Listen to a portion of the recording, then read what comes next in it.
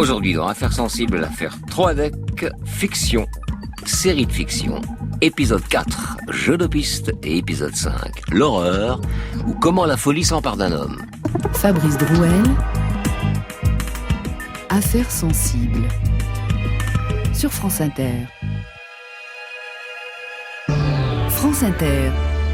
Le mystère de la disparition d'une famille près de Nantes reste entier, Sébastien. Oui, la famille Troadec à Orvault, les parents et leurs 2 enfants de 18 et 21 ans, 10 jours qu'ils n'ont pas donné de nouvelles. Des traces de sang de la famille ont été trouvées dans leur maison et les enquêteurs s'intéressent au fils aîné, Sébastien Baer. Sébastien Troadec, qui avait fêté ses 21 ans juste avant les vacances de février, était élève ici au lycée Saint-Gabriel-Saint-Michel, à une dizaine de kilomètres de Cholet. Élève en 2e année de BTS système numérique. Ses camarades de classe décrivent un garçon gentil, agréable, doux. Un jeune homme apprécié et sans souci, ajoute Marc, qui dit qu'il s'inquiète pour son copain de classe. Avec nous, il a toujours été adorable, très gentil, très attentionné, donc et c'est pas quelqu'un qui aurait pu faire mal à une mouche. Ça me fait chier que ça lui est arrivé. Que toute sa famille soit disparue comme ça du jour au lendemain, ça me paraît invraisemblable. Et on espère juste qu'on puisse le retrouver en vie, lui et sa famille. Ce portrait du jeune homme est à l'opposé du profil tourmenté que laisse apparaître le début de l'enquête. Plusieurs éléments interpellent la police judiciaire qui a découvert des messages postés par Sébastien sur les réseaux sociaux. « Vivement ma mort, ma vie me saoule », écrivait le jeune homme en 2013 sur Twitter. Et puis, si on savait ce qui se passe réellement dans ma tête, on me prendrait pour un fou sans morale. D'autres messages révèlent aussi un conflit entre Sébastien et son père. L'enquête se poursuit et les policiers sont notamment à la recherche de la Peugeot de Sébastien Troadec qui n'a plus été vue depuis le 16 février. À Saint-Laurent-sur-Sèvre, Frédéric Quéroux, Sébastien Baer, France Inter. L'affaire Troadec. Une série de François Luciani. Coordination, Christophe Barrère. Réalisation, Cédric Ossire. 4e épisode. Jeu de piste. 1er mars 2017. Nantes. Bureau de la police judiciaire.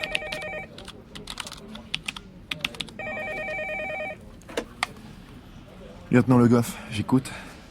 Je voudrais parler au commissaire Philippi, s'il vous plaît. À quel sujet? C'est personnel. Désolé, il est pas là. Est-ce que je peux prendre un message? Voilà, je faisais mon jogging du côté de Dirinon, près de la forêt, et j'ai trouvé un pantalon. Un pantalon? Oui. Et alors? C'est une raison pour appeler la police, ça? D'avoir trouvé un pantalon? Dans la poche du pantalon, il y avait un petit étui. Un petit étui, oui. Et dans le petit étui, il y avait un tas de cartes. Un petit étui, oui. Et un tas de cartes, oui. Et alors? Les cartes, elles sont au nom de Charlotte Troadec. Pardon? Oui. Les cartes, c'est bien au nom de Charlotte Troadec. Vous êtes sûr? Oui, monsieur. Il y a même sa photo sur la carte vitale. Quel est votre nom, madame? Julie. Julie comment? Je veux pas être mêlée à tout ça, hein, vous comprenez? Bon, vous êtes toujours sur place? Je suis pas très loin. Ne bougez surtout pas.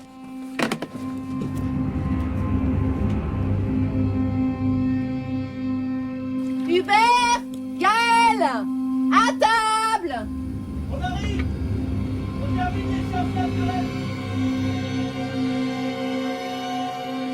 Donc là, tu vois, c'est les biceps, et là, les triceps. Tu peux me dessiner un biceps?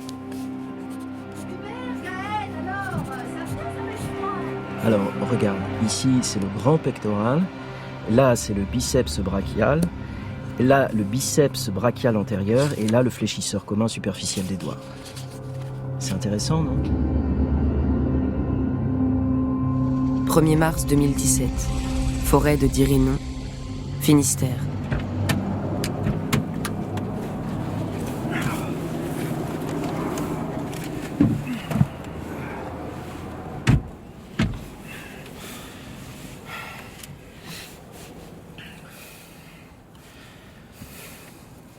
Elle est sûrement par là, quelque part. Oui, mais elle est où? Ah mais franchement, Le Goff, vous n'auriez pas une autre question, là? Vous croyez sérieusement qu'elle est vivante? Mais oui, j'espère, oui.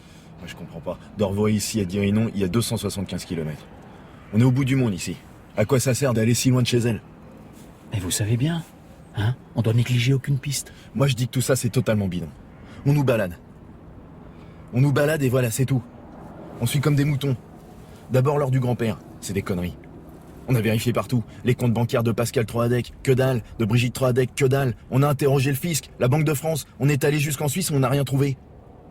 Et maintenant, on nous appâte avec un pauvre pantalon et on fonce. Pff, n'importe quoi. Vous aimez la peinture, Le Goff? Non, pas du tout. C'est quoi le rapport? Picasso disait « Je cherche pas, je trouve ». Vous comprenez? Alors faites comme lui, trouvez. Mais pour moi, la petite Charlotte, elle est pas ici. Ah ouais? Alors elle est où? Elle est morte. Voilà. C'est malheureux, mais c'est comme ça. Point barre. Vous avez une preuve? Une carte vitale et un pantalon trouvé dans un champ, ça prouve que quelqu'un est vivant, selon vous. Écoutez, si Charlotte Troadec est morte, il faut trouver son corps. Sans corps, pas de mort. Pas de mort, pas de meurtre, et pas de meurtre, pas de coupable. Il y a que des disparus. Eh oui, des disparus. Oui, des disparus. Alors trouvez les corps, mon vieux, hein, trouvez les corps. Souvenez-vous, Picasso, je ne cherche pas. Ouais, je trouve. Bah voyons. Picasso. Il manquait plus que ça.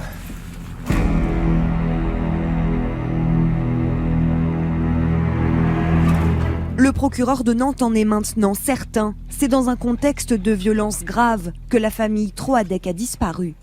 Dans leur maison, la vaisselle attend d'être faite dans l'évier et le frigo est plein.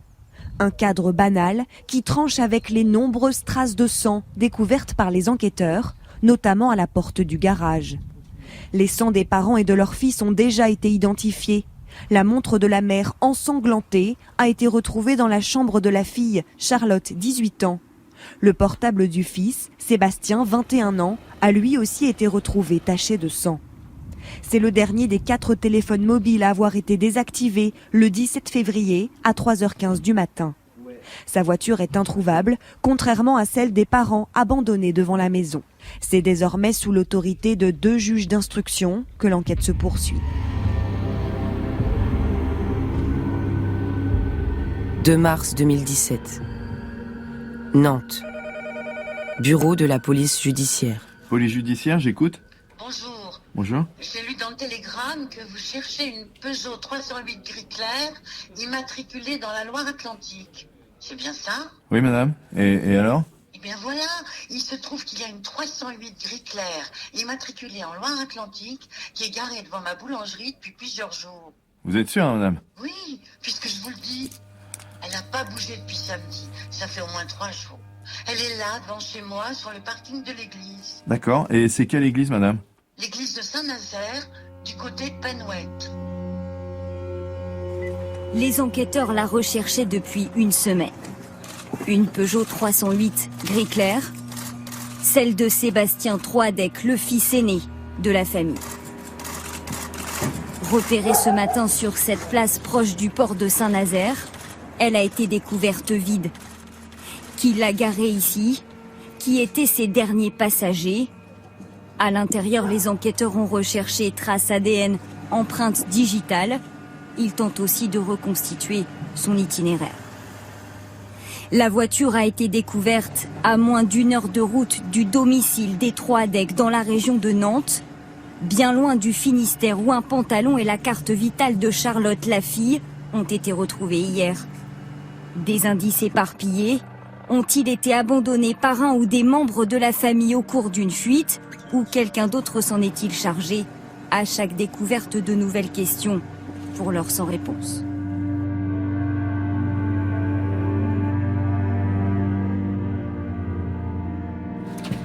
Mais qu'est-ce que vous voulez encore? Bien, c'est à propos de votre petit-fils, Sébastien. Et alors? Vous l'avez vu quand pour la dernière fois? Ben, je vous l'ai déjà dit, on ne se voyait plus avec ses parents, alors. C'est pas une raison pour ne plus voir votre petit-fils, non? Je vous l'ai déjà dit, on était en froid. Et puis, j'ai rien à vous dire. Tout ça, c'est pas mes affaires. Vraiment, vous trouvez? De toute façon, ce gamin-là, c'était connu. Il filait un mauvais coton, toujours le nez dans son ordinateur, avec ses copains, avec des mauvaises fréquentations. Bah, ça m'étonnerait pas qu'il ait fait des siennes. C'est-à-dire? Bah, des conneries, voilà. Enfin, si vous me passez l'expression, des conneries. Enfin, vous me direz, c'est bien de son âge. Quel genre de conneries, d'après vous? Mais j'en sais rien, moi. Demandez à ses parents, ou à ses copains, ou à qui vous voulez. Hein. Que voulez-vous que je vous dise? Ben justement, c'est bizarre, on ne parvient pas à joindre votre fille Lydie. Elle n'habite plus sa maison de Plouguerneau? Bah bien sûr que si, pourquoi? Bah parce que le jardin est en friche. On sonne, ça répond jamais. Vous avez des nouvelles, vous? Bah oui, bien sûr. Ah. On s'appelle tous les jours. Ah, ce que je sais, c'est qu'Hubert, il est un peu fatigué en ce moment, à cause de son travail, alors le jardin... Bah, le jardin, c'est peut-être pour ça, vous voyez. Ouais, vous l'appelez à quel numéro? Bah, sur son portable, comme d'habitude. Parce que chez elle, sur le fixe, ça répond jamais. Hein. Appelez-la sur son portable si vous voulez lui parler. C'est votre boulot, non? C'est une bonne idée. Je vais l'appeler sur son portable. Merci de votre aide. Pas de quoi. Au revoir, monsieur.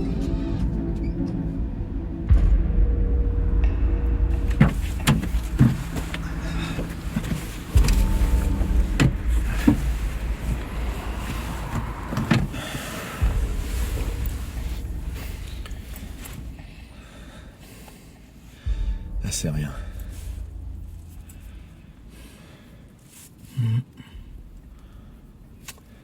Même pas où est sa fille? Même pas.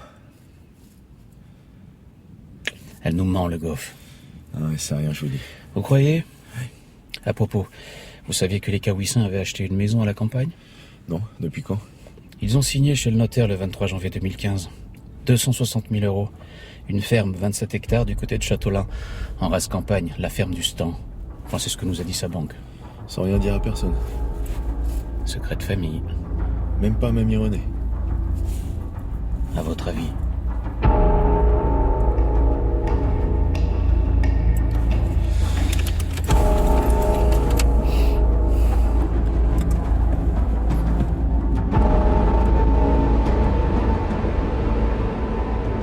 Des traces de sang ont été trouvées dans le coffre de la voiture de Sébastien Troidec, cette Peugeot 308 grise qui a été garée pendant plusieurs jours sur ce parking de Saint-Nazaire juste derrière moi. Une voiture donc à la carrosserie visiblement briquée et à l'intérieur un habitacle nettoyé avec grand soin, ce qui laisse penser que peut-être une ou plusieurs personnes auraient tenté d'effacer toute trace d'indice. Maintenant, les enquêteurs cherchent à savoir qui a conduit pour la dernière fois cette voiture. Autre indice dans cette enquête, un indice très important qui se trouve à 250 km d'ici, près de Brest. Et bien là-bas, ce sont donc un manuel scolaire appartenant au père de la famille Troidec, mais aussi un drap qui ont été retrouvés. Une découverte qui s'est effectuée à seulement 2 km d'une autre zone de recherche, cette fois donc dans le bois de Dirinon, où là c'est des effets personnels de la fille de Charlotte Troidec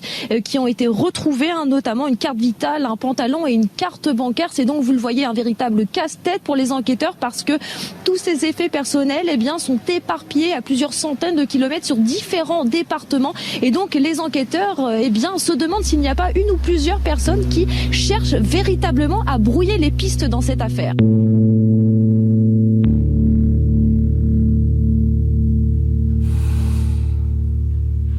Vous croyez vraiment que ce gamin-là aurait pu tuer toute sa famille pour une simple histoire d'ordi? Avec tout ce qu'on voit sur les réseaux sociaux, vous savez. Maintenant, on peut s'attendre à tout. Non, désolé, mais moi, j'y crois pas une seconde. Vous avez vu la presse? Ils parlent que de ça. Sébastien Troidec, suspect numéro 1 dans l'affaire des disparus d'Orvaux. Le jeune homme en rupture avec son père aurait tué sa famille avant de prendre la fuite. Du sang retrouvé dans la voiture de Sébastien Troidec, présumé coupable. Tout y est. Justement. Vous voulez dire que les journalistes parlent sans savoir? Oui, mais c'est un peu ça. 5 mars 2017. La ferme du Stan. Maison de Lydie Troadec et Hubert Cahouissin. Pont de Buis, Finistère. En fin de semaine, étonnante découverte à Saint-Nazaire dans la voiture du fils Sébastien. Les relevés de la police scientifique ont mis au jour des traces ADN appartenantes à l'ex-beau-frère. Comment expliquer l'existence de ces traces alors même que l'homme confiait ne plus être en lien avec la famille Troidec? C'est ce que les enquêteurs tentent désormais de déterminer. Et qu'est-ce que tu vas leur dire maintenant? Moi, rien. Comment ça, rien? Rien. Écoute, ça va durer encore combien de temps tout ça, Hubert? Le temps qu'il faudra. Combien de temps? Le temps que la vérité éclate au grand jour. Voilà. Tôt ou tard, ils seront là, ils viendront avec tout leur attirail, ils poseront leurs questions et je leur répondrai. Quand? On va continuer à mentir jusqu'à quand? C'est quoi la vérité, Hubert? La vérité? Oui. Entre toi et moi et notre fils Gaël, c'est quoi la vérité? La vérité, c'est que j'ai plus faim. Il est où, Gaël? Dans sa chambre. Hubert, où tu vas? Laisse-moi tranquille. Hubert, qu'est-ce que tu fais?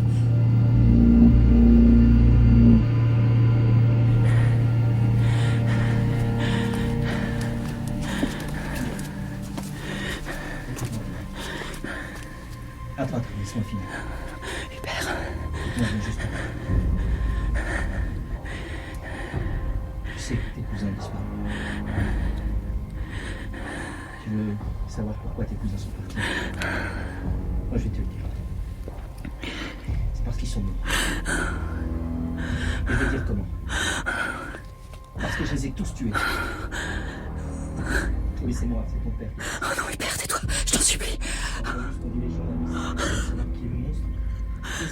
Non, Hubert, t'as pas le droit, C'est mon fils. Non, c'est tous les droits. Non, tu vas te tuer comme les autres.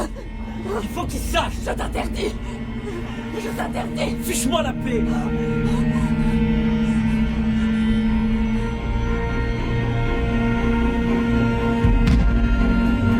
À suivre.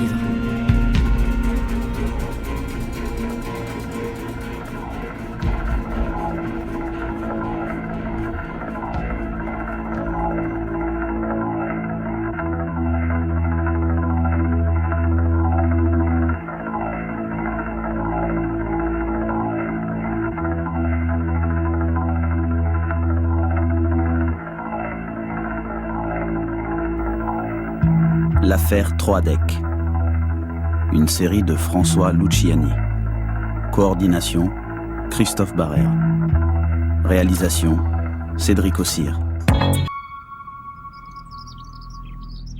5 mars 2017, 6h du matin. La ferme du Stan. Maison de Lydie Troadec et Hubert Kawissin. Pont de Buis, Finistère.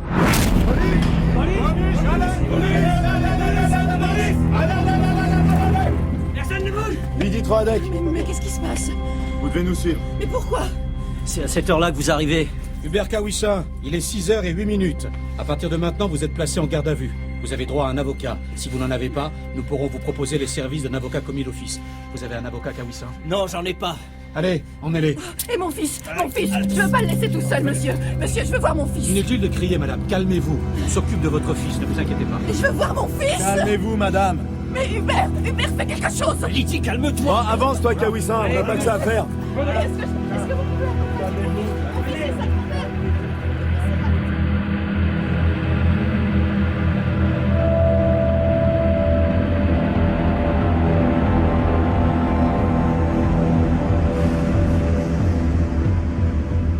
Monsieur Kawissin, je vous présente maître Arnaud de Berthelin, avocat commis d'office. Je vous en prie, maître, asseyez-vous.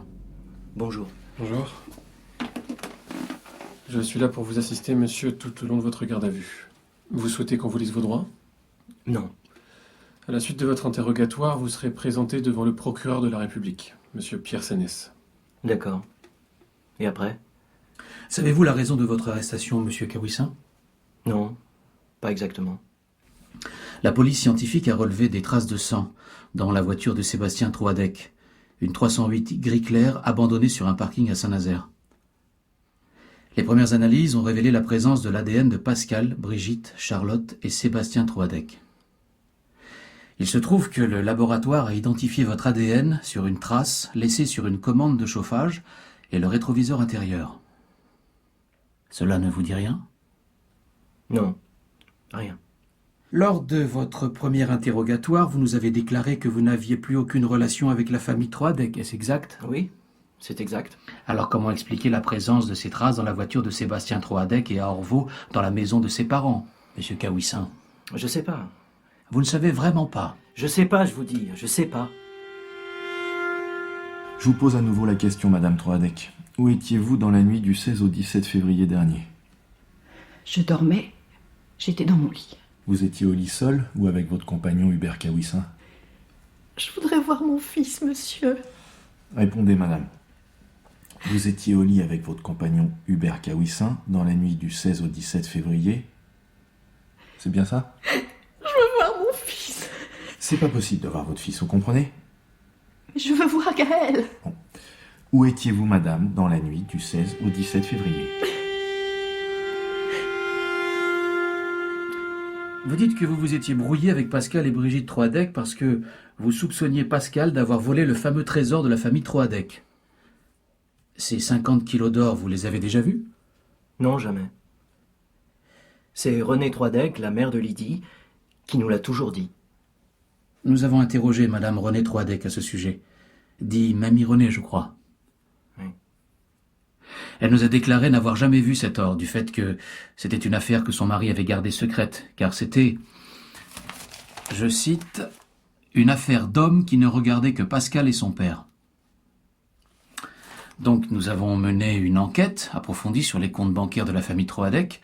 Nous avons interrogé le fisc, y compris les services de lutte contre l'évasion fiscale en Suisse, à Monaco. Et nous n'avons rien trouvé.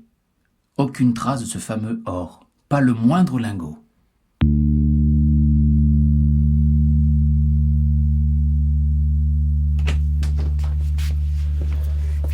Alors ? Elle a rien dit. Elle pleure, elle veut voir son fils, c'est tout. C'est bizarre. Lui, il a l'air tranquille, à l'aise, comme s'il gérait la situation. Il va falloir le bousculer, commissaire. Peut-être. À moins qu'il tombe tout seul, comme un fruit mûr.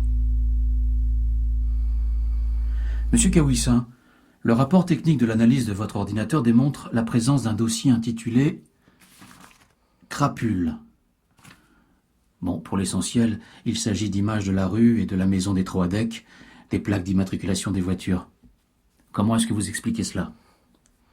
Lydie et moi, nous voulions rassembler toutes les preuves pour dire que Pascal Troadec avait volé l'or. Et ensuite, les transmettre à qui de droit ? À qui ? Aux autorités. Ah, aider la police en quelque sorte. Oui, voilà. Pour aider la police à retrouver les voleurs. Ah, c'est très noble de votre part, en effet. Par ailleurs, l'exploitation du disque dur découvert à votre domicile révèle la présence de nombreuses photographies à caractère pornographique, pédopornographique et zoophile. Cela vous dit quelque chose ?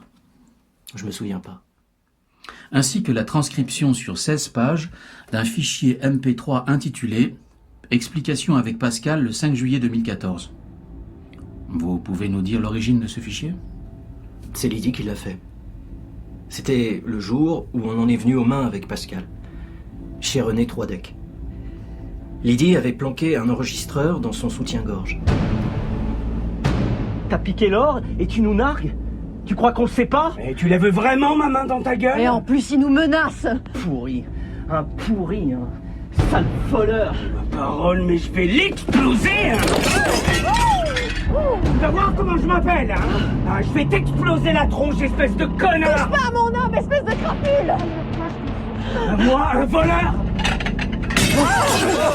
J'en foutrais, moi, des voleurs. Pascal, ça suffit. Arrêtez. Vous allez me faire crever. Madame Troadec, vous pouvez nous dire dans quel but vous avez réalisé cet enregistrement ? C'était pour garder des preuves de la méchanceté de mon frère. Pouvez-vous nous rappeler par quels moyens techniques cet enregistrement a pu être effectué ? Tout ce que je sais, c'est qu'après, ma mère, elle a fait un malaise cardiaque. Et votre compagnon Hubert Kawissin nous a indiqué que vous aviez planqué un enregistreur dans votre soutien-gorge. Est-ce exact, madame ? Je m'en souviens pas. Vraiment pas. Pourquoi dans votre soutien-gorge ?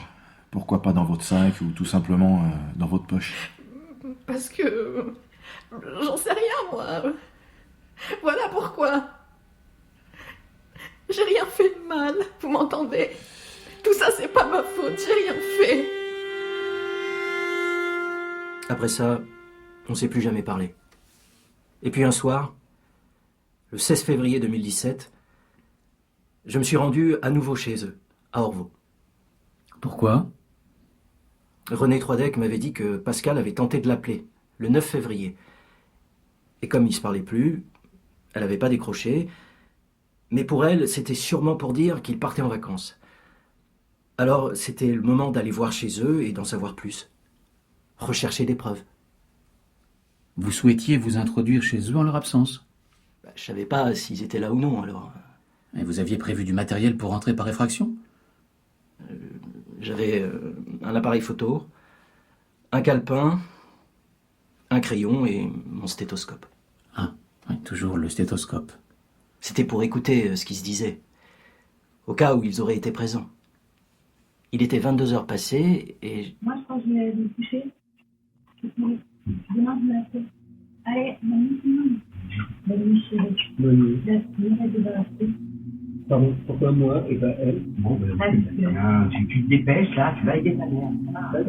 Brigitte avait laissé la porte du jardin entrouverte pour le chat. Alors j'en ai profité pour entrer et déverrouiller la porte du garage. Lorsque Brigitte a fermé la porte du jardin vers 23h15, je pouvais entrer par le garage. En fait, je voulais faire le dessin d'une clé pour pouvoir revenir. Le dessin d'une clé? Comme une empreinte, si vous voulez. Ah. Mais sans le vouloir, j'ai dû faire un peu de bruit et... Qu'est-ce qui se passe? Tu parais bien, j'ai bien trouvé, on a arrêté ou quoi? C'est ça, j'appelle les flics. Tu n'appelles pas les flics, tu poses tes téléphones, tu viens, mais je vais aller voir, c'est pas la peine de me t'appelles ça, attends, je vais voir. À ce moment-là, j'ai voulu m'enfuir. Mais on s'est retrouvés nez à nez avec Pascal. Il a pris un pied de biche et il m'a crié « Je vais te tuer !» Et il a essayé de me frapper avec le pied de biche. Et vous vous êtes défendu? Oui, j'ai réussi à esquiver ses coups et je lui ai pris le pied de biche des mains. Il est remonté dans la maison et je l'ai suivi. Mais pourquoi est-ce que vous l'avez suivi au lieu de vous enfuir? Je voulais lui parler. Je voulais qu'il avoue enfin tout le mal qu'il nous avait fait, à moi et à toute la famille. Je voulais qu'il me dise où il avait caché l'or et ce qu'il nous avait volé. Bon, et alors, que s'est-il passé? Je me suis retrouvé face à Brigitte, qui avait le téléphone dans ses mains. Donc j'ai frappé Brigitte à l'épaule pour lui faire lâcher le téléphone. Alors Pascal s'est jeté sur moi. Il m'a donné des coups à la tête et j'ai commencé à saigner. Et puis Brigitte s'est jetée sur moi pour le défendre. Et je lui ai donné un coup de pied de biche à la tête. Et elle a perdu connaissance? Elle saignait beaucoup. Et puis là-dessus, Sébastien est sorti de sa chambre avec un air menaçant. J'ai eu peur. Je lui ai donné un coup de pied de biche à la tête et il est tombé à la renverse sur son lit, le pied de biche planté dans son crâne. J'ai posé mon pied pour sortir le pied de biche de son crâne et à ce moment-là, Charlotte est arrivée dans la chambre. Je l'ai frappée à la tête avec le pied de biche, mais Brigitte est revenue et elle a essayé de m'enlever le pied de biche des mains en le coinçant dans la porte de la salle de bain qu'elle fermait sur elle. Attendez, pourtant, mais Brigitte était blessée. Oui, mais elle essayait de rester enfermée dans la salle de bain en coinçant la porte avec le pied de biche. Alors d'un coup d'épaule, j'ai défoncé la porte, j'ai pris le pied de biche et je l'ai frappée. Et elle ne s'est plus relevée. Mais à ce moment-là, Pascal est revenu derrière moi. Je l'ai frappé aussi. Mais Kawissin, vous aviez conscience à ce moment de ce qui se passait là? C'était un accident. C'était un accident. Je me suis défendu. Je me suis rendu compte de rien. C'était comme un cauchemar quand j'ai vu le résultat. C'était affreux. Il y avait du sang partout. Ils étaient tous morts. Maître, je crois que nous allons nous arrêter là pour le moment. C'est préférable en effet, mon client est épuisé. Veuillez noter cela au procès-verbal, s'il vous plaît.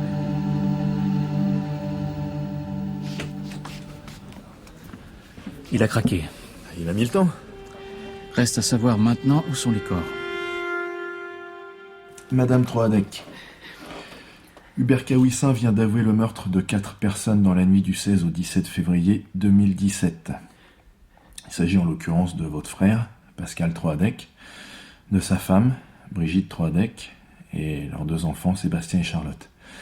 Avez-vous quelque chose à ajouter à vos déclarations? C'est pas possible. C'est pas vrai. Vous maintenez votre déclaration selon laquelle, dans la nuit du 16 au 17 février 2017, vous étiez au lit avec Hubert Kawissin. Je suis paumée. J'y vois plus clair. Mais je vous conseille de dire la vérité, madame. C'est dans votre intérêt, je vous l'assure.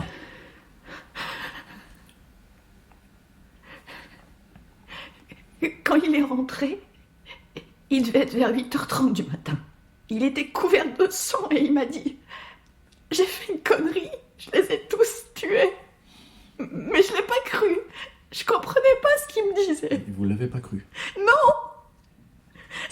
première fois qu'il se rendait chez eux pour essayer de choper des infos, comme il disait. Jusque-là, il s'était rien passé, rien de grave, alors... Ouais, donc, même si votre compagnon vous dit qu'il a tué votre frère et 3 autres personnes de votre famille, ça vous inquiète pas plus que ça? Mais je comprenais pas ce qu'il me disait. Il me demandait de l'aider vite, tout de suite, là, maintenant. Il n'était pas dans son état normal. Et alors, vous avez fait quoi? J'ai fait ce qu'il m'a demandé. C'est-à-dire?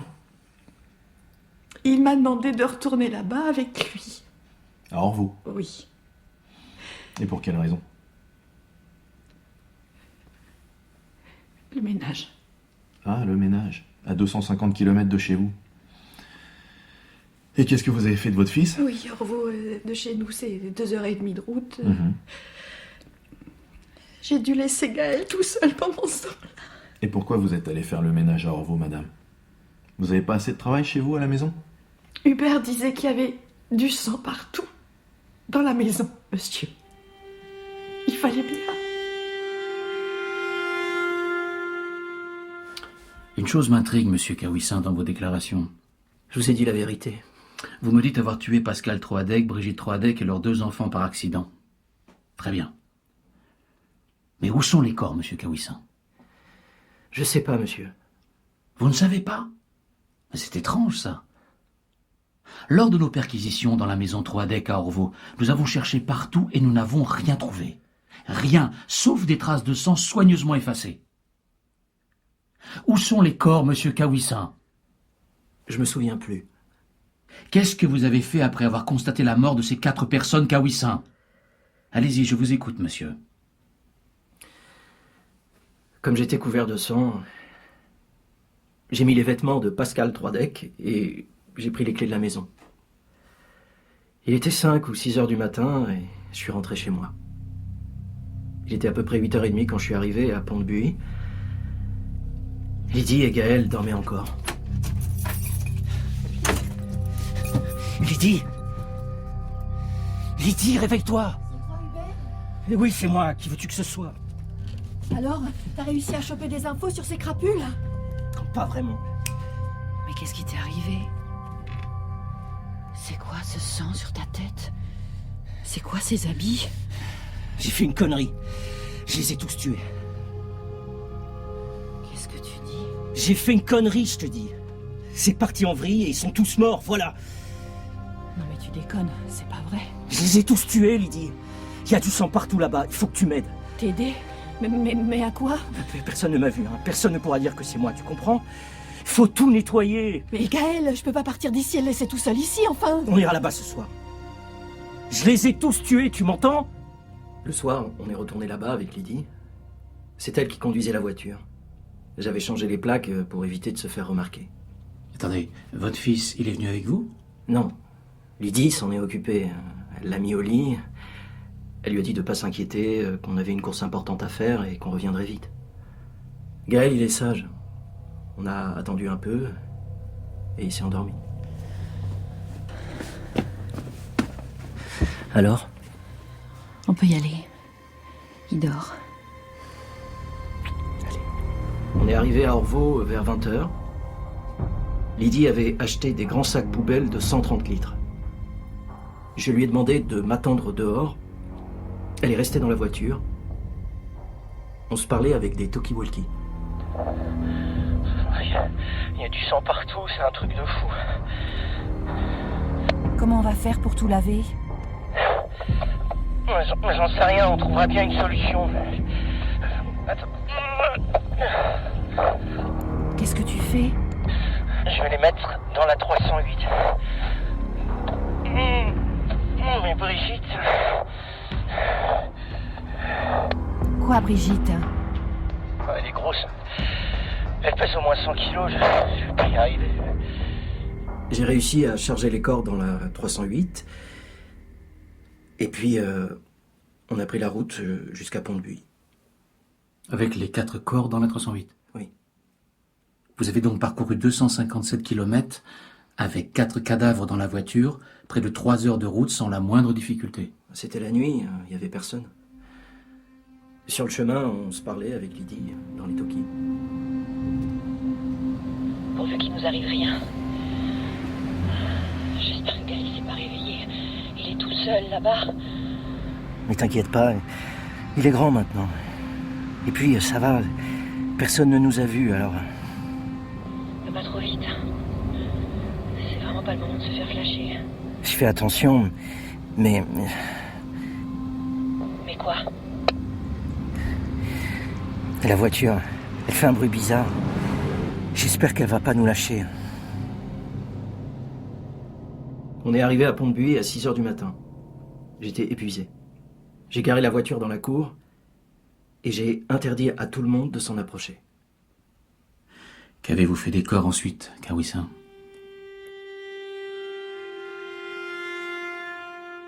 Quand on est arrivé, je suis allée voir Gaël.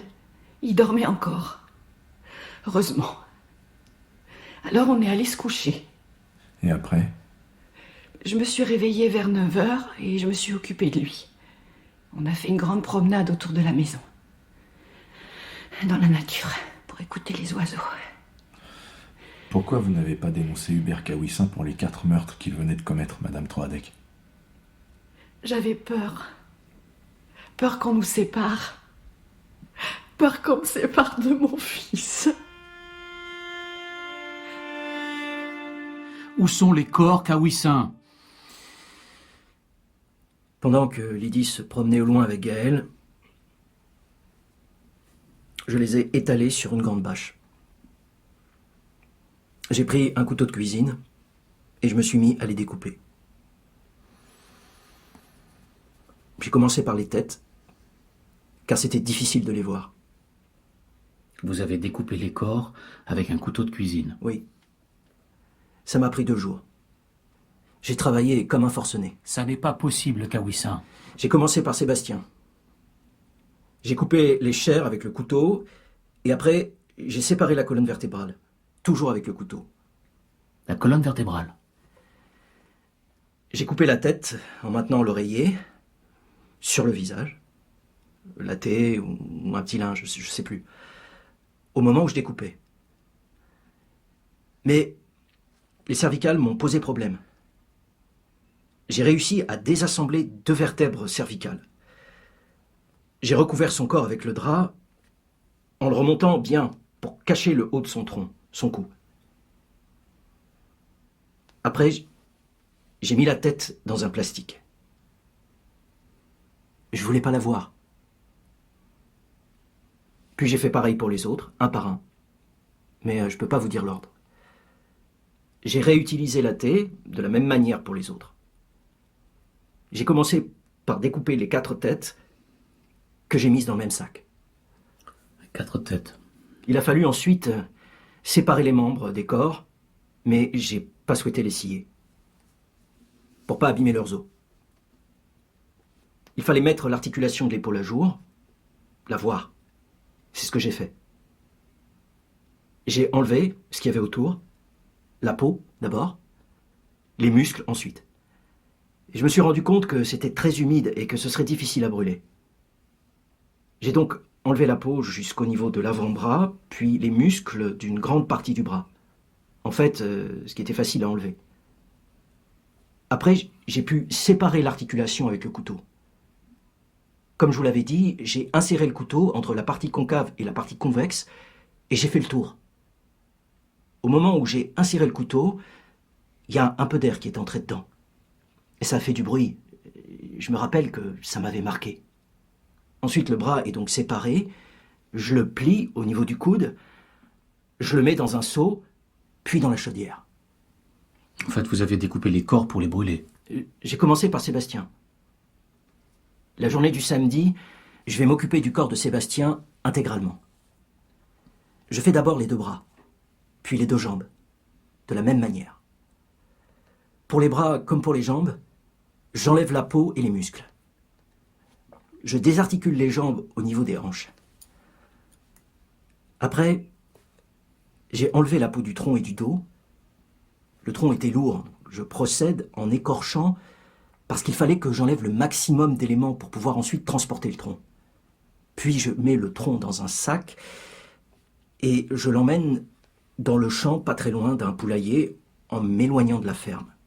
Je fais ça parce que je sais pas très bien comment ça va se passer lorsque je vais vider la cage thoracique des organes, des viscères.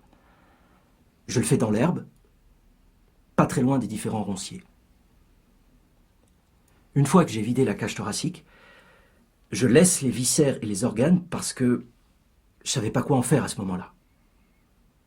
Je remets donc le tronc dans le plastique. Il ne reste pratiquement que des os. Je l'emporte dans la chaudière. Et ensuite? Le lendemain, j'ai procédé de la même façon pour Brigitte le matin et avec Charlotte et Pascal l'après-midi. J'ai éparpillé ensuite les muscles et les viscères dans les différents ronciers du terrain en les amenant avec un seau et en les jetant à la main au fur et à mesure du chemin. Que faisaient Lydie et Gaël pendant tout ce temps? Je leur avais interdit de s'approcher de l'endroit où je travaillais. J'ai dispersé les viscères et les muscles dans les ronciers en espérant que les animaux sauvages les feraient disparaître. J'ai brûlé les têtes et j'ai enterré tous les habits et ce qui brûlait pas, surtout les alliances. Les alliances, oui, bien sûr. Mais comme les têtes ne brûlaient pas bien, j'ai emmené les restes de crâne à la palue et je les ai enfouis pour que la marée vienne les prendre. La palue, au bord de la mer à 30 km de chez vous? Oui. Je crois que nous allons nous arrêter là, Kawissin. Maître, veuillez noter que nous interrompons l'interrogatoire. C'est pas de refus, commissaire.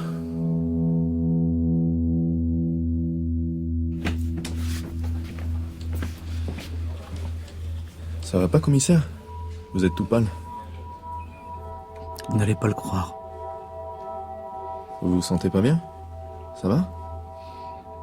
J'en ai vu dans ma carrière. Hein. Merder comme ça, jamais. Après, j'ai demandé à Lydie de m'aider à nettoyer la 308 pour effacer les traces. Et elle a accepté, bien sûr. Oui. Et durant ce travail de forcené, comme vous dites, vous n'avez ressenti aucun dégoût, aucune répulsion? Non, j'ai éprouvé aucune émotion. Vraiment aucune? Le jeudi, quand je suis retourné à la palue pour faire disparaître les crânes, j'étais beaucoup perturbé parce que j'avais le sac sur le dos. Il y a un couvert forestier, il faisait sombre. Le terrain est très accidenté et le sac me tapait régulièrement sur le dos. Le fait d'avoir les têtes dans le dos me donnait l'impression qu'elles me poursuivaient, qu'elles m'attaquaient. Et j'étais un peu en panique à ce moment-là. Arrivé sur la palue, j'ai trouvé un creux, mais en les sortant du sac, ça me dérangeait de voir encore leurs têtes. Je voulais plus les voir. Et il y avait un bâton de bois vert qui était là et que j'ai utilisé pour les réduire. Pour qu'elles ne ressemblent plus à des crânes et qu'elles prennent de moins en moins de place pour les enfouir et les ensevelir dans une petite cavité que j'ai trouvée. Vous dites que Lydie n'a assisté à aucune de ces opérations. Et votre fils, Gaël? Lydie a emmené Gaël avec elle, faire des courses. C'est Lydie qui était avec lui. Alors... Madame Troadec, vous reconnaissez avoir aidé Hubert Kawissin à effacer les traces de sang dans la 308 de Sébastien Troadec, votre neveu? Oui. Pourquoi avez-vous obéi à une telle demande, madame? C'était pourtant votre famille. J'ai fait ça pour lui. Hubert, c'est comme ça. On s'aime, c'est tout. Aviez-vous conscience du risque que vous preniez? Quel risque? Vous saviez à cet instant que votre compagnon, Hubert Kawissin, avait assassiné 4 personnes, n'est-ce pas? Vous saviez ça? Oui, il m'avait dit que tout le monde était mort. Mais moi, j'ai tué personne. Mais oui, mais en effaçant les traces de son crime, vous deveniez sa complice. Complice d'un quadruple meurtre. Vous imaginez les conséquences? Sur le moment, non, j'ai pas pensé à tout ça. Ah, et vous avez pensé à quoi alors? À mon fils. Qu'avez-vous fait ensuite, Kawissin? Ensuite, J'ai demandé à Lydie de m'accompagner à Saint-Nazaire pour abandonner la 308, pour faire croire à un vol. Et elle a accepté de vous accompagner. Oui. Et puis, je suis retourné à Orvaux. J'ai nettoyé la maison. J'ai effacé toutes les traces de sang. Il y en avait partout. Et le pantalon? La carte vitale de Charlotte? Je les ai balancés n'importe où, au hasard. Bien. Je crois que nous allons nous arrêter là, monsieur Kawissin. C'est tout? Cela ne vous suffit pas? J'ai encore tellement de choses à dire. Vous aurez tout le temps d'y réfléchir, monsieur Kawissin. Là où vous allez, croyez-moi, vous aurez tout le temps.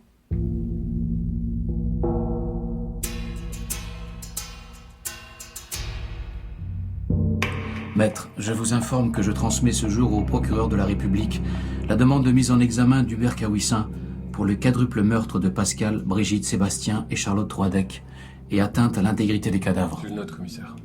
Madame Lydie Troadec fera également l'objet d'une demande de mise en examen. Pour modification de l'état des lieux d'un crime et pour avoir fait obstacle à la vérité et recel de cadavres. Hubert Kawissin et Lydie Troadec seront placés en détention provisoire dans la journée. C'est noté. Notez que, dans ce contexte, il nous apparaît nécessaire que le jeune Gaël Kawissin, âgé de 8 ans, actuellement recueilli par sa grand-mère Madame Renée Troadec, soit entendu par le juge des enfants. Il pourra en effet, selon la recommandation du magistrat compétent, être placé en famille d'accueil. Bien sûr, commissaire. 6 mars 2017. Conférence de presse du procureur Pierre Sénès. Nantes, Loire-Atlantique. Monsieur Kawissin et Madame Troadec sont en cours de mise en examen. Ils sont entendus en ce moment par les juges d'instruction dans le cadre de ce qu'on appelle un interrogatoire de première comparution. Je n'en connais pas la teneur. Ce qui est sûr, en tout cas, c'est qu'à l'issue de cette première comparution, le parquet a requis le placement en détention provisoire des 2 personnes mises en examen et cette décision, qui sera prise par le juge des libertés et de la détention, ne pourra intervenir que tardivement dans la soirée. Parloir de la maison d'arrêt de Nantes. Maman, Oui, comment va le petit? il va bien, t'inquiète pas. Il m'a demandé quand il reverrait ses parents. Et alors, qu'est-ce que tu lui as répondu? Je lui ai dit, tu veux savoir quand tu reverras tes parents? Eh bien, tu les reverras le jour où les gendarmes auront trouvé ceux qui nous ont volé l'or. Voilà, c'est tout. Alors il m'a demandé, mais attends, quel or? Et je lui ai dit, l'or de ton grand-père, tu sais bien. Bon, un jour tu verras, mon petit, tu seras riche, on saura toute la vérité. Il m'a dit, tu es sûr? Je lui ai dit, oui, vraiment. Et il m'a dit, alors d'accord, mamie Renée. Et il a fermé les yeux. Je crois qu'il avait sommeil. Il s'est endormi? Oui. Merci, maman. À suivre. L'affaire Troadec. Une série de François Luciani. 5e épisode. Avec Pierre-Marie Baudouin, Anne Contino, Françoise Lebrun, Eddie Chignara, Grégory Kidel, Cédric Révolon, Elsa Bouchin, Florian Chocard, Yvan Cory, Victoire Dubois, Alexis Ribes, l'Ouzbékistan, Benjamin Bure, Damien Pézan, Henri-David Cohen. Et les voix de Jade Labeste, Sylvain de Guillaume. Bruitage, Bertrand Amiel. Prise de son, montage, mixage, Éric Boisset, Bastien Varigo. Assistante à la réalisation, Justine Liebling. Réalisation, Cédric Ossire.